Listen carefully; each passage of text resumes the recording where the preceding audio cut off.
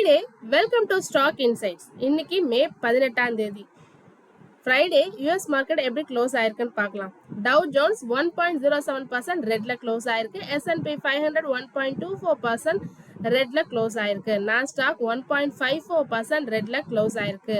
US market எல்லாம் ரெட்ல தான் close ஆயிருக்கு. இன்னைக்கு மண்டே மே 18 நம்ம மார்க்கெட் ஓபன் ஆகிறதுக்கு முன்னாடி எடுத்த ஸ்கிரீன்ஷாட் இது. ஏஷியன் மார்க்கெட்ஸ் எல்லாமே மோஸ்ட்லி ரெட்ல தான் ட்ரேட் ஆயிட்டு இருக்கு. சில important Q4 result and then சில ஸ்டாக் நியூஸ் பார்த்தலாம்.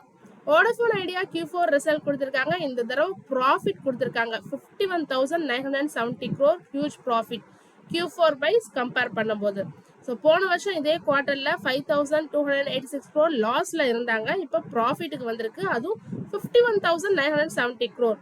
ஸோ மெயினாக எது ஹெல்ப் பண்ணுச்சுன்னா ஏரியா டியூஸ் கால்குலேஷன் தான் ஹெல்ப் பண்ணியிருக்கு.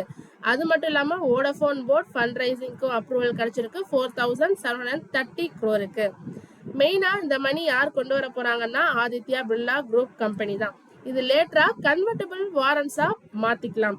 அதாவது இந்த வாரண்ட்ஸை கம்பெனி ஷேர்ஸா லேட்டரா சேஞ்ச் பண்ணிக்கலாம்னு சொல்லியிருக்காங்க. வோடஃபோன் ஐடியா இதுக்கு எப்படி ட்ரேட் ஆயிட்டு இருக்குன்னு பார்க்கணும்.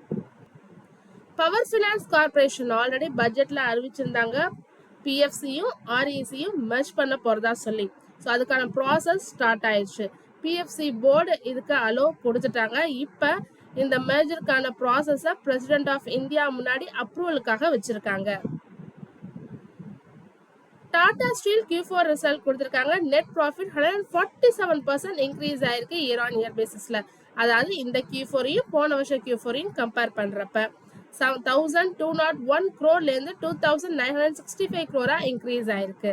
ரெவென்யூ 13% இன்க்ரீஸ் ஆயிருக்கு. 63,270 crore கொடுத்திருக்காங்க. எபிடா 21% இன்க்ரீஸ் ஆயிருக்கு. ஒரு நல்ல ரிசல்ட் கொடுத்திருக்காங்க டாடா ஸ்டீல். இன்னைக்கு எப்படி ரியாக்ட் ஆகுதுன்னு பொறுத்திருந்து தான் பார்க்கணும். கோல் இந்தியாவுக்கு அப்ரூவல் கிடைச்சிருக்கு. அவங்களோட மகாநதி கோல் ஃபீல்ட்ஸ் லிமிடெட் ஸ்டாக் மார்க்கெட்டை அப்ரூவல் பண்ணி லிஸ்ட் பண்ண கவர்மெண்ட் கொடுத்துருக்காங்க. ஸோ கோல் இந்தியா அதில் எவ்வளோ செல் பண்ண போறாங்கன்னா 25% ஸ்டேக்கை செல் பண்ண போறாங்க. எம்சிஎல்னா இந்த மகாநதி கோல் ஃபீல்ட் லிமிடெட். ஸோ எம்சிஎல் இது மட்டும் இல்லாமல் அவங்களும் மணி ரைஸ் பண்ணிக்கலாம். அவங்களோட ஷேர்ஸை பப்ளிக்கு கொண்டு வந்துன்னு சொல்லியிருக்காங்க. ஆனால் இந்த ஐபிஓ எப்போ வரப்போகுதுன்னு ஒன்றும் தெளிவாக சொல்லலை. எமிரேட்ஸ் என்பிடி அவங்களுக்கு அப்ரூவல் கிடைச்சிருக்கு. இந்தியன் கவர்மெண்ட் கிட்டேருந்து அவங்களோட ஓனர்ஷிப்பை ஆர்பிஎல் பேங்க்ல இன்க்ரீஸ் பண்ண போறாங்க 74%. ஸோ இதுக்கான அப்ரூவல் தான் கிடைச்சிருக்கு. எமிரேட்ஸ் என்பிடி அது மட்டும் இல்லாம மெர்ஜருக்கும் பிளான் பண்ணியிருக்காங்க. அவங்களோட இந்தியன் பிசினஸை ஆர்பிஎல் பேங்கோட மெர்ஜ் பண்றதுக்கு பிளான் பண்ணியிருக்காங்க. ஸோ இந்த டீல் வந்து கம்ப்ளீட் ஆக போது சம் ஃபைனல் அப்ரூவல்ஸ் அண்ட் கண்டிஷன்ஸ்க்காக வெயிட் பண்ணிட்டு இருக்காங்க. முத்தூட் ஃபின்கார்ப் அனௌன்ஸ் பண்ணியிருக்காங்க. அவங்க ஐபிஓ லான்ச் பண்ண போறதா சொல்லி 4,000 crore லான்ச் பண்ண போறதா சொல்லியிருக்காங்க. மெயினா அவங்க பிசினஸ் குரோத்தை இம்ப்ரூவ் பண்றதுக்காக தான். அது மட்டும் இல்லாம 1:5 ஸ்டாக் ஸ்பிளிட்டும் சொல்லியிருக்காங்க. 10 ரூபி ஷேரை 2 ரூபியா ஷேரா மாத்திரதா சொல்லியிருக்காங்க. முத்தூட் ஃபின்கார்ப் ஃபினான்ஷியல் இயர் 26ல நல்ல ரிசல்ட்டும் கொடுத்திருக்காங்க. மோர் தென் டபுள் ஆயிருக்கு அவங்களோட ப்ராஃபிட். 787 crore இருந்து 1,640 crore இன்க்ரீஸ் ஆயிருக்கு. கம்பெனி ஃபண்ட் ரைசிங்கும் பண்ண போறதா சொல்லியிருக்காங்க.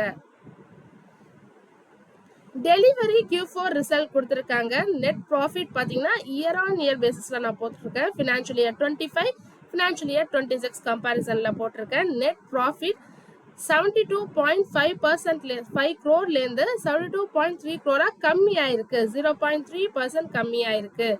ரெவென்யூ 30% இன்க்ரீஸ் ஆயிருக்கு. 2,992 crore இருந்து 2,850 crore இன்க்ரீஸ் ஆயிருக்கு.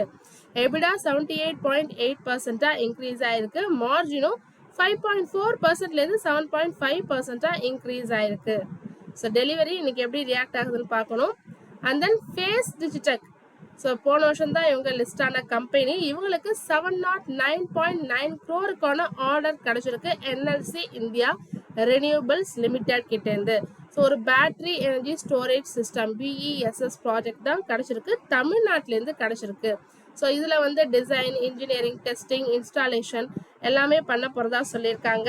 ஸோ பேட்டரி ஸ்டோரேஜ் சிஸ்டம் எங்கெங்கெல்லாம் பண்ண போறதா சொல்லியிருக்காங்கன்னா ஒட்டப்பிடாரம் கயத்தூர் சப்ஸ்டேஷன் இந்த தமிழ்நாட்டில் பண்ண போறதா சொல்லியிருக்காங்க. யூனோ மிண்டா Q4 ரிசல்ட் கொடுத்திருக்காங்க. Net profit 22.4% year on year பேசிஸ்ல இன்க்ரீஸ் ஆயிருக்கு. 325.8 crore கொடுத்திருக்காங்க. ரெவன்யூ 17.8% இன்க்ரீஸ் ஆயிருக்கு இயர் ஆன் இயர் பேசிஸ்ல. எபிடா 14.5% இன்க்ரீஸ் ஆயிருக்கு. எபிடா மார்ஜின் கொஞ்சம் கம்மியா இருக்கு. 11.6%ல இருந்து 11.3% கம்மியா இருக்கு. யூனோ மிண்டா எப்படி ரியாக்ட் ஆகுதுன்னு பார்க்கணும்.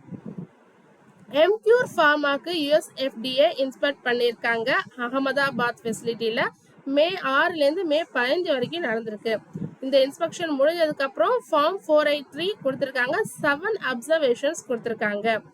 எம்க்யூர் ஃபார்மா என்ன சொல்லியிருக்காங்கன்னா இது ஒரு ப்ரொசீஜர் இன் நேச்சர் தான், மேனுஃபேக்சரிங் ப்ராக்டிசஸ் சம்பந்தமாக தான் இது கொடுத்துருக்காங்கன்னு சொல்லியிருக்காங்க. எம்க்யூர் ஃபார்மா இன்னைக்கு எப்படி ரியாக்ட் ஆகுதுன்னு பார்க்கணும். ஹுண்டாய் டிஸ்கவுண்ட் கொடுத்துருக்காங்க. மே 31, 2026 வரைக்கும் டிஸ்கவுண்ட் கொடுத்துருக்காங்க அவங்களோட கார்ஸ்க்கு. பாருங்க கிரேட்டா அப் டு 1.05 lakh வரைக்கும் டிஸ்கவுண்ட் ஒன்று சொல்லியிருக்காங்க. Grand i10 NIOS up to 80,000 வரைக்கும் டிஸ்கவுண்ட் இருக்குன்னு சொல்லியிருக்காங்க.